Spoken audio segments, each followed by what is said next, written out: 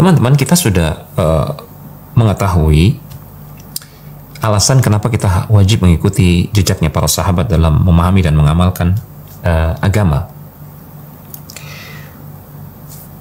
Namun secara ilmiah, apa sih yang dimaksud dengan mengikuti pemahaman para sahabat?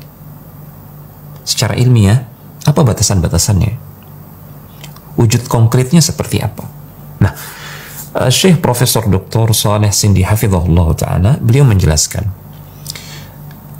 bahwasanya berpegang teguh dengan pemahaman para sahabat radhiyallahu ta'ala anhum ajma'in yang dikenal dengan manhaj salaf, berpegang teguh dengan manhaj salaf itu mencakup 4 hal secara ilmiah ya. Kalau kita mau urei, mencakup 4 hal. Yang pertama, kata beliau, al-akhdhu bi ijma'ihim idza ittafaqu. Wajib bagi kita untuk mengambil kesepakatan mereka, ijma' mereka, jika mereka bersepakat pada suatu permasalahan. Ya. Terlebih permasalahan tersebut menyangkut urusan agama. Wajib bagi kita untuk mengambil kesepakatan mereka tersebut. Jika tidak, maka kita dikatakan kita belum dikatakan mengikuti manhaj salaf, belum dikatakan mengikuti generasi terbaik umat ini, yaitu para sahabat radhiyallahu ta'ala anhum ajma'in. Di antara ijma' para sahabat, misalkan para sahabat bersepakat ya memilih Abu Bakar As-Siddiq sebagai khalifah Rasulullah sallallahu alaihi wasallam. Ya. Jika ada orang yang mengatakan Abu Bakar tidak layak menjadi khalifah, yang paling layak menjadi khalifah adalah Ali bin Abi Thalib misalkan, dan ini terjadi, sebagian orang Syiah Rafidhah mengatakan demikian, bahkan mereka mengkafirkan Abu Bakar As-Siddiq. Jika ada orang yang berpendapat seperti itu, maka dia keluar dari ijma'nya para sahabat. Dia termasuk orang yang menyimpang, keliru dalam masalah ini. Kemudian yang kedua, mengikuti manhaj salaf berarti adamul khuruj an aqwalihim idza ikhtalafu. Tidak boleh kita keluar dari pendapat mereka kalau seandainya mereka berbeda pendapat dalam suatu permasalahan. Ya. Katakanlah dalam satu permasalahan para sahabat berbeda pendapat menjadi 2 kubu misalkan. Maka kita tidak boleh memunculkan pendapat ketiga di luar pendapat mereka. Ya. Jika kita memunculkan pendapat yang baru, pendapat yang ketiga, tidak mengikuti salah satu di antara pendapat para sahabat, maka kita dikatakan tidak mengikuti manhaj salaf dalam masalah tersebut. Kemudian yang ketiga, as-sukutu amma sakatu anhu. Kita wajib untuk diam, tidak bicara dalam suatu perkara, terlebih dalam urusan agama ini, jika para sahabat diam dalam masalah tersebut. Jika para sahabat tidak bicara dalam suatu perkara urusan agama, maka kita pun tidak boleh bicara masalah tersebut, tidak boleh memunculkan hal tersebut. Jadi kita wajib diam pada perkara yang mereka diamkan. Sebagai contoh, para sahabat radhiyallahu ta'ala anhum ajma'in, mereka tidak pernah bicara tentang kaifiyat sifat Allah, hakikat sifat-sifat Allah subhanahu wa ta'ala. Tidak pernah membicarakan secara detail seperti apa hakikat sifat Allah subhanahu wa ta'ala. Maka kita pun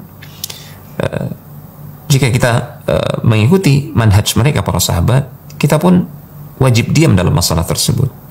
Kita wajib sebatas mengimani makna sifat-sifat Allah subhanahu wa ta'ala, menerimanya ya, tanpa menyelami hakikat seperti apa dan bagaimana sifat Allah subhanahu wa ta'ala tersebut, karena ini tidak pernah dibicarakan oleh para sahabat radhiyallahu ta'ala anhum ajma'in.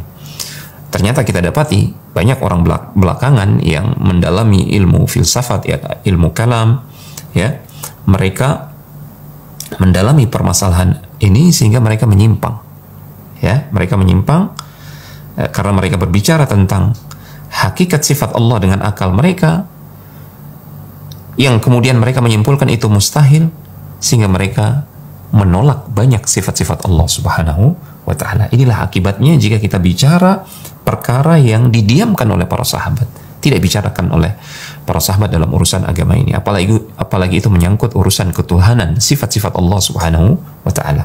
Kemudian yang keempat adalah fahmun nususi wal istinbatu minha wafqa fahmihim wastinbatihim wa qawaidihim. Kita wajib memahami nas-nas dalil dari Al-Quran maupun hadis-hadis Rasulullah SAW sesuai dengan pemahaman mereka para sahabat, sesuai dengan kesimpulan hukum yang mereka telurkan dari hasil ijtihad mereka terhadap nas-nas dalil dari Al-Quran maupun hadis-hadis Rasulullah SAW. Kita juga wajib mengikuti kaidah-kaidah mereka dalam memahami nas-nas dalil tersebut. Kita tidak boleh keluar dari pemahaman mereka karena Allah Subhanahu wa taala mengancam ya dalam firman-Nya, "Wa may yushaqiqir rasul min ba'di ma tabayyana lahul huda wa yattabi' ghayra sabilil mu'minin nuwallihi ma tawalla wa nuslihi jahannam wa sa'at masira." Siapa yang menentang Rasul setelah jelas baginya al-haq, kebenaran, dan dia mengikuti jalannya selain jalan orang-orang beriman, maksudnya adalah selain jalannya para sahabat, sebagaimana diungkapkan oleh banyak ahli tafsir, maka Allah mengancam, nuwallihi ma tawalla, kami akan palingkan kemana mereka berpaling, ya mereka akan tersesat, wa nuslihi jahannam wa sa'at masir, dan kami akan campakkan mereka ke dalam neraka jahanam, dan itu adalah seburuk-buruk tempat kembali. Orang yang tidak mengikuti pemahaman para sahabat dalam beragama terancam dia tersesat, dan terancam dia akan masuk ke dalam neraka karena ketersesatannya tersebut. Semoga Allah memberikan taufik. Wassalamualaikum warahmatullahi wabarakatuh.